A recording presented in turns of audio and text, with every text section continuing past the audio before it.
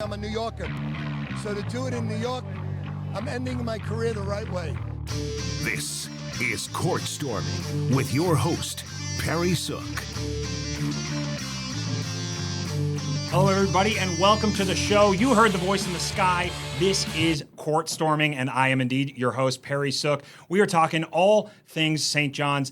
And guys, I know we're only a week in, but how much do we already have to talk about? A roller coaster up and down from the emotions of Banner Night to heartbreak at the Garden. We're going to hit it all. It's going to be a fantastic time. And who better to join me today than the man that you might not know at the front of every press conference? Rick refers to him by name. He stands right there. You can see him all the time if you're ever in the press room. You're welcome to. We are joined now by Roger Rubin of Newsday. Roger, thank you so much for the time tonight. My pleasure. Glad to be here. So for the people who aren't sitting there in the press conference room and don't get to see Rick, make direct eye contact with you like you're an old friend, can you give us a little bit of your background with how long you've been covering the team? Well, I first started covering St. John's. I first started covering college basketball probably in the late 90s. St. John's kind of became a beat for me when I was at the Daily News in 2002. And I've pretty much ever since, even with the switch over to Newsday. It's really fantastic because, I've just been in this market for a little bit, fully on the St. John's train, but to have somebody who's been there, who saw, the 2000s, when we talk about 25 years ago when this team made a run, when this team made some noise, obviously late 90s, a little after 84, 85, but still fantastic. How does the anticipation you felt, from the team, from the crowds, from the fans coming into the season compare kind of to any of the other ones you have covered? Well, I don't think that like in the time that I've been doing it, I don't think that there's ever been anything that was quite, the anticipation of a season. I don't think I've ever seen anything quite like it. Certainly there was a lot of intrigue about, the idea that Rick was coming back to the Big East because he was in the Big East with Louisville. That's when I first got to know him. And, there was a lot of anticipation about that. But after 31 wins, after winning a Big East regular season title, after winning a Big East tournament title, getting a number 2 seed, and then bringing in the number 1 ranked transfer class, yeah, I would have to say that anticipation has been at an all-time high. I absolutely love. Rick said, before the season on that Halloween Friday, that the anticipation and nerves and everything felt like it did at Louisville, felt like it did at Kentucky. And the fact that we're talking about St. John's basketball being in that echelon right now, absolutely fantastic. The team got their first chance to show themselves and kind of live up to the hype earlier this week, Monday evening against Quinnipiac. And I got to say, it looked, from the moment the banners came down for Coach of the Year and the 2 banners memorializing the Big East regular season champ and tournament champ, it was all St. John's all night. I mean, what stood out to you kind of about that game of how quickly the offense, because we saw them in the preseason against Towson, and they looked a little rough. And then we saw them against Michigan, and they looked better, but still lost and had some things to clean up. Rebounding, it seemed to improve. What did you see in that opener that kind of impressed you? Well, I thought the opening night was pretty much everything that a St. John's fan could ever want. First of all, you get the banners unveiled. Then, the ring ceremony. And Rick takes the mic and he says that we're really after the biggest prize of all. And if that isn't going to get a fan base's juices flowing, I don't know what will. And then when the game starts, the team plays terrific. They have these big stretches where they do very well, put together some big runs. They had a big one in the second half where they broke things open. It was also nice that, he used so many of the players. And, at the end of the game, they were chanting for different players' names to come in, and they got to come in. And that was fantastic, too. But, we got to see some of these transfers in action in a game that mattered. Dylan Mitchell was exceptional in that first game. Yeah, no, truly a standout. Just, filled the stat sheet. And what I loved, I talked to him post-game, and I said, hey, on a night where everyone was getting offense, and the ball was distributed so well, here you come out and you're leading the team in points. You're leading offensive categories. He goes, yeah, I don't really care about the offense. I'm defense-minded first, and then the offense kind of comes after that. And I respected that out of him, especially in a Rick Pitino team. I sort of feel like with Mitchell, this is like the perfect marriage of a player and a playing style with a program and a program's playing style. Yes, he came in with a reputation where he was an excellent defender, an amazing athlete, a great rebounder, but this offense sort of lends itself to him being able to do some scoring. He didn't do as much in the second game, but I think that he is going to be an offensive factor for them. Another thing about that first game, a lot of people were worried about Ian Jackson because he hadn't played very well in the exhibition games. Then he makes all 6 shots. He goes 3 for 3 on 3-pointers. I mean, I would have to think that, any person who was concerned about are we going to get the Ian Jackson that we're hoping for would feel a lot better about it. Oh, for sure. Mitchell and Jackson, by the way, 2 former McDonald's All-Americans. The first time that St. John's has had 2 McDonald's All-Americans on the court since Meta World Peace. Whichever name he went by at the time, what was on the court. Pretty fantastic. I actually got a chance to catch up with Rick after the opener, and let's go ahead and listen to what he had to say. Coach, 108 points in a season opener when you're hanging 3 banners. Could you ask for anything more tonight? No, I thought our mentality was really special. We were ready to play, and I attribute it to 2 exhibition games. Towson and Michigan, 2 outstanding teams, both got us ready to play tonight. There were no first-game jitters. We were ready to play defensively and offensively. We shared the ball. Everybody got a chance to play, and now we get ready for a big game in the Garden. You said that those showed you what exactly your weaknesses are. How do you feel like you corrected those coming into the real season? We got better. Our guards did a good job of rebounding the basketball. That improved. I think we've got a bunch of really good athletes who are unselfish, great guys to coach, willing learners, and we're only going to get better. I don't think we're anywhere near our potential, and nor should we be after 1 game. It's a good place to be if you're not. Quinnipiac obviously picked to win their conference, no slouch, but a tough test in Alabama. How ready do you feel for that game? Well, Alabama, we played them twice at Iona in the NCAA as well as regular season, and they are one of the most difficult teams because you're not trying to break down a play that they run.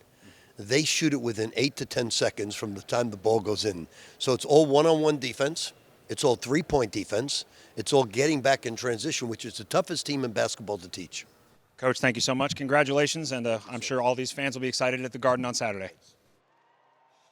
Yeah, and from the emotions of that night and those beautiful banners and everything going right, Rick saying he literally couldn't have asked for anything more. Well, then Alabama comes to town. And I thank you, Rick, for the segue, but because it's hard to kind of transition just how big of a juxtaposition. You have a team that, yeah, sure, is picked to win the MAAC, but completely outmanned in St. John's. And then you have an Alabama team that maybe has the best backcourt in the country. We're talking Alabama. We couldn't stop them at all. I mean, it's the first time a Rick Pitino team has given up over 100 points in his tenure here this time around. What did you see? Why couldn't St. John's do anything to slow down Alabama?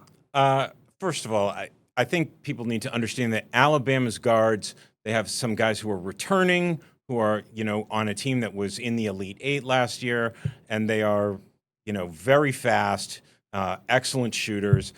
And really, if there's a thing that people should be concerned about with St. John's right now, maybe it's the defense that their guards are giving them. The front court play is going to be good. I think St. John's has among the better front courts in the nation. The back court is like the place where people seem to have some questions, even though there are so many talented guys who are back there. A lot of people feel like, Ian Jackson is going to be a guy who is going to eventually play in the NBA. And I think people believe that Joson Sannon is going to be a guy who eventually plays in the NBA. But they're sophomores, and they need some development this year. And, I mean, they're in the right place. Rick Pitino turns people into NBA players. No, he really does. It's developmental, and he's not been shy all summer about saying this is a work in progress. The problem is, how much time do you have to do that work? When you have Alabama, when you've got ranked teams coming up in Vegas, when you've got the CBS, Sports Classic, there's just, it seems like there's so much to do in so little time when you have this onslaught of amazing teams in your non-conference schedule. And there are going to be some pretty good teams once they get into the conference play, too. Right. But I think that people need to understand exactly where St. John's is coming from with this schedule. Last year, they made it to the NCAA tournament. They got a second-round game against Arkansas from the SEC, and it was a type of team that they had never seen before. The length and athleticism from a conference that got 14 teams into the NCAA tournament draw. So, and I don't think that St. John's was used to it. Were there other mitigating factors during that game? Of course there were. Some people had bad games. Some people got into foul trouble. But I think that Pitino doesn't want his team to have an experience unlike one they've ever had before when they get to the NCAA tournament. These hard games on their schedule are designed so that not only does he find out where they need to improve, but also so that they get the experience of playing different kinds of teams that you might run into in March. And in that way, he will have them more prepared for any kind of matchup in the way that they were not prepared for the one, that eliminated them last year. 100%. I agree. Is you don't know what you don't know till you don't know it. And after every single one of these games, Rick has said, well, it's a learning experience. Well, we figured out we can't rebound when we played Michigan. We figured out what we're not doing here on all facets of the game. Zuby, by the way, after the game said that they did have a good plan in place. Let's real quick listen to what Zuby had to say after the Alabama loss. The coaching staff, I think, did a great job of telling us exactly what needed to be done to come out with a win today, and we didn't execute on that, and that starts with me. So I got to do a better job, especially as the captain and leader of this team, to make sure guys' heads are right, and we're really focused on what it takes to win this game. So, but yeah, the defense wasn't all there today, and like Coach P said, they do have great guards. Especially one-on-one guards, so that's something that we got to work on. All right, speaking of Zuby, that front court is a place of strength for this team. Even Nate Oates had some nice things to say about it, and we will talk about it when Court Storming returns. Welcome back to Court Storming with Perry Sook. All right, welcome back, everybody. We told you before the break that Nate Oates had some nice things to say about St. John's, and I'm not going to make you wait any longer. Let's go ahead and listen to what the head coach of the Crimson Tide had to say about his opponent this weekend. I just want to tell him thanks for allowing us to come in and play the game. He's got one of the best teams in the country. They'll be one of the best teams when it comes down to it. They start knocking down threes. I mean, they're going to be really. I mean, it's going to be tough to play against regardless. But they got one of the best front courts in the country. Yeah, just really a wonderful thing to hear from Nate Oates. As you said, Roger, this is a guy who was in the Elite Eight last year. This is a guy in LeBaron Filan that I covered in the Sweet 16 when it was out in Newark last year. To get that type of compliment about your front court, that this is one of the best in the country, especially with the threes that started falling, some from Zuby, even one or two from Rubin Prey. Just what is the ceiling for these guys, and do you consider them one of the top front courts in the country? I think that the front court is going to prove to be among the best in the country.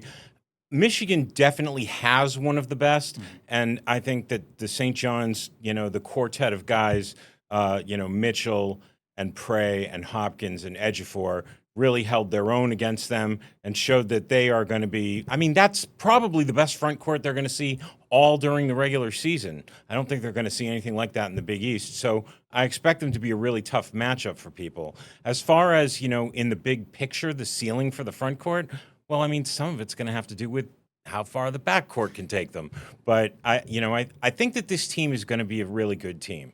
The thing about Pitino's teams is they always get better as the season wears on. Even in season one, when they went through that stretch where they only won 2 out of 10, by the end of the season, they were pretty good and a tough out in the Big East tournament for UConn. And UConn went on to win the national championship. And I think that they were playing at their best as they got into the Big East tournament last year. So I don't expect anything different. I think this team is going to travel an arc that's upward.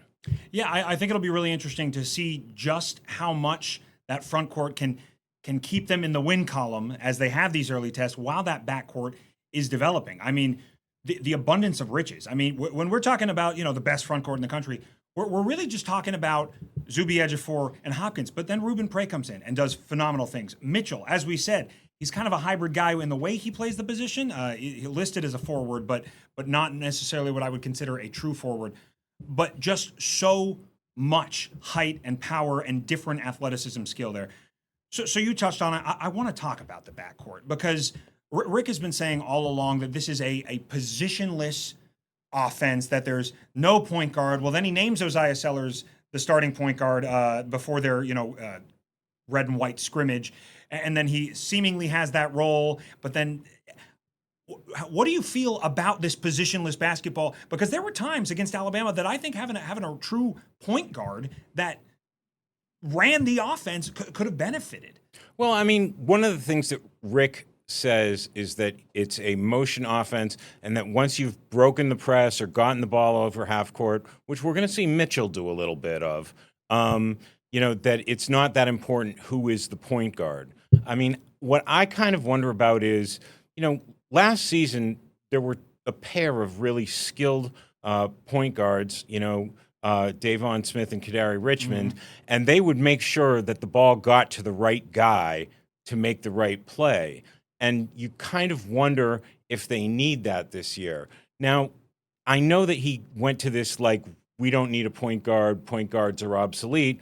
But when he and Jackson signed, Rick went on social media and said, this is the new great point guard for St. John's. Right. And, I don't think he did him any favors with that, but, he needs more pressure. He's coming back to New York. Exactly. Yeah, you got a Bronx kid, who former McDonald's All-American, and you're saying, hey, by the way, he's going to run the point for a top 5 team in the country. Right. Yeah. But I would say that, in terms of a true point guard, they have a guy, Dylan Darling.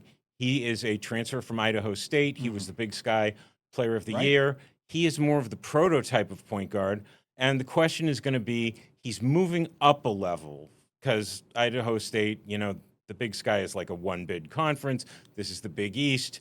It's also a team that's going to play a really rigorous non-conference schedule. How well is he going to adapt to playing at that level? Darling, too, I think fantastic. He didn't really blow up the stat sheet in the Quinnipiac opener, but my goodness, when he was on the floor, you had to pay attention to what he was doing. Really, the floor general. I know that's kind of like an overused term a little bit, but he had that vibe to him.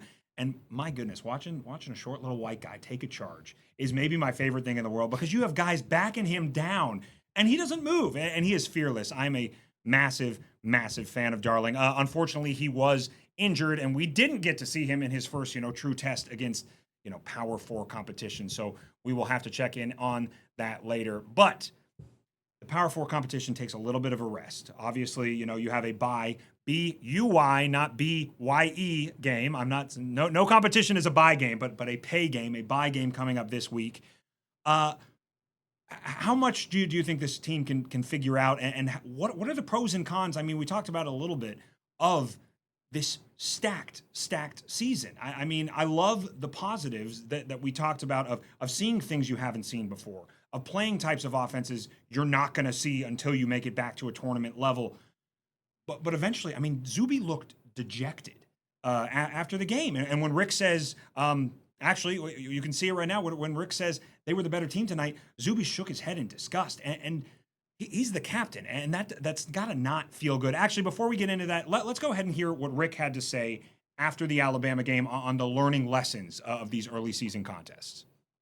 It's great for Ian and Josan and even Oziah to understand that they've got to become great defensive players for us to beat great teams, and they're not right now. They played against the team, but it's only going to help them grow and take pride in their defense. We're only going to learn from it. But we're going to have our opportunities to play Iowa State and Baylor and Ole Miss and Kentucky, and we're going to learn a lot from this game. But when it comes down to it, they were the better basketball team tonight. So again, we said it before the video. He looks sad, and the guys look frustrated. You don't like to lose. What is the balance? Is it possible that they went too hard too soon with some of this scheduling for a team that is, as Rick always says, 8 new guys? They're all learning together. I don't think so. I know what Coach Pitino was looking to do. He wants to understand where the weaknesses are, and he wants to address them. I think he knows right now that one-on-one defense is going to be a big one, because he pointed that out after the Alabama game. Alabama's 3 lead guards scored 63 points and made 8 3-pointers and 10 assists and 1 turnover among the 3 of them. So, yeah, I think that, that's something that he needs to concentrate on. the thing with Zuby that you got to understand, I think, is he really wants to win. And I think that that's one of the best things about him. Agreed. He's very passionate about it. And now he's a defending champion. He's the Big East preseason player of the year. I think he's definitely a candidate to be an All-American. You know, I think he wants to win. He's here to win. And so losing any game, I think, is really going to be, I don't think he's going to say, like, okay, we'll get better. Not in that moment, Sure. at least, you know, Yeah, 12 right minutes after after the the game, game, you know, but I think maybe he'll have some perspective. And as far as playing against William and Mary, this is going to be a week where St. John's is working on itself. It is not going to be one of these, you know, weeks where half of it's going to be working on what you do and half of it's going to be how will you combat that opponent. I think much more of it will be about St. John's working to make itself better. Very happy that they get a chance to work on that one-on-one defense. Also anxious to see if they work on maybe the volume of threes. Because when you look at the stat sheet, the percentages from the field, the percentages from three, and the percentages from the free throw line are at the same point or even better than Alabama in some categories. But it's the volume. And, you know, as people were tweeting yesterday, 3 is greater than 2. So anxious to see if those numbers go up. It seems like guys can shoot them. We just need to see if they do shoot them. There's this thinking in basketball, and I mean, we've seen it from a number of different coaches. They think the 2-point shot's a terrible shot. They want a 3-pointer, or they want a dunk or a layup, and anything else is not a good shot. You know, St. John's has guys who are good 2-point shooters, and Coach Pitino, who is the grandfather of the 3-point weapon in college basketball, his Providence team, Right. you know, rode it all the way to the Final Four. Alabama on the way. I don't think that he would ever, like, you know, suggest that people stop taking 3-pointers, but I think he understands that they have good 2-point shooters, and a 2-point shot is good. Sure. No, as long as baskets are going in, I'm fine. Again, the points, a massive thing. Last thing I want to touch on before we get to our last little segment, as sad as Zuby looked, Roger, I got to say, I don't think I've ever seen Rick in a better mood. Every time a game ends, you know, we had a heartbreaker, technically. I mean, it was a scrimmage game, but he's coming in after missed free throws, lost you a Michigan game, and talking about optimism and you know, and it's not coach speak because he'll be mad when he's mad, but it's, no, the guys played hard. The guys are giving their effort. They're learning each other, and they're going to. That seems like a shift for me. Do you feel that at all either? I mean, that the question that we just listened to him where he even made a joke about lateral quickness, that was your question. He's talking to you and he's cracking jokes and after a loss. I love the optimism that I see from Rick Pitino this year. He definitely believes in this team. He believes in this team that he's assembled. It's going to take him some time to make it into the team that he wants it to be. And I mean, he pointed out a bunch of different things that he wants to see. He wants to see the forwards playing a more physical game on the boards. He made a big point about that. He's like, you got to hit somebody. And I know that he can do that because, you know, Rubin Prey came in. He was a European freshman last year. You know, I'm painting with a broad brush here, but, you know, the European guys don't like a lot of contact. Sure. Rubin Prey has no problem with contact. No, not at all. Okay, so I think that he's going to be able to do that. I think he wants his guards to be able to guard one-on-one more. So, I mean, they will become some of the things that he wants them to become. Maybe they'll become all of the things he wants them to become. Yeah, and wouldn't that be something for the Johnnies? You know, it just, again, to come full circle on this, when he walked onto the court and said, sure, we won the Big East and we're hanging that banner, but we're after the big one. And I want fans, guys, I'm as passionate and crazy a fan as college sports as anyone, and I ride the ups and downs. But you can't get too down, and definitely don't get down on this team and what is possible for this team, because I still think it's all on the table. I don't think a week 2 loss to Alabama will even be thought of as an asterisk if this team goes on to achieve what they have the talent to do. I understand that there are people in the fan base who are very disappointed about this and thought, like, you know, we're the number 5 team in the country. We've got, you know, the number 1 transfer class, and that they're expecting it to be there right away. But I don't think that, you know, they should be as dejected as it seems like many of them are. That's what we need to remember, everybody. We just need to stay one big happy family. Roger, thank you so much for the time.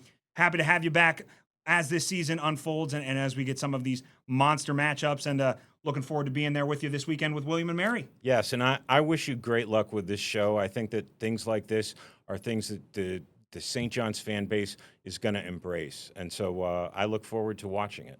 And that'll do it for our debut episode of Court Storming. We hope you guys enjoyed and come back to follow us all year as we track what should be a very eventful and exciting year for the St. John's Red Storm.